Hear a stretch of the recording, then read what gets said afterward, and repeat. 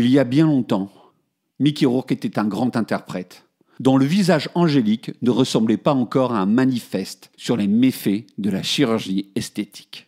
Il suffit de voir sa prestation hallucinée dans L'année du dragon de Michael Cimino pour se rendre compte que le comédien avait un magnétisme unique. Dans les années 80, il était tout simplement l'acteur le plus doué de sa génération, offrant des prestations habitées chez Cimino, mais aussi dans Angel Heart ou Rusty James. L'année du dragon a été taxée de raciste lors de sa sortie aux USA en raison de la soi-disant mauvaise image donnée par Michael Cimino de la communauté asiatique. Une accusation fallacieuse quand on connaît l'œuvre de ce réalisateur qui a radiographié l'immigration dans son pays durant une grande partie de sa carrière pour montrer que le rêve américain était une illusion. Ainsi, dans Voyage au bout de l'enfer, il montrait le départ d'Américains d'origine russe partis se faire dézinguer au nom de la bannière étoilée.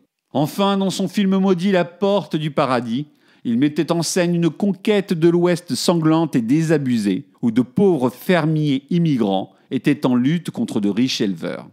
Dans L'année du dragon, il prend comme héros un flic américain d'origine polonaise omnibulé par sa volonté de rejouer le Vietnam. Sa croisade sanglante contre la pègre chinoise va devenir un moyen pour lui de ne pas avoir à faire face au tissu de conneries qu'il est censé défendre et qui l'a amené à faire la guerre en Asie. Le film prend comme décor Chinatown, que Cimino utilise pour nous montrer un pays désuni où chacun veut accéder par la violence à un ascenseur social qui n'a jamais vraiment existé. L'année du dragon, c'est un scénario en béton d'Oliver Stone, une mise en scène énergique et un acteur dont la beauté incandescente semble concentrer toute l'attention de la caméra. Vous obtenez ici un magnifique long-métrage crépusculaire annonçant les USA de Trump où les communautés se déchirent les armes à la main.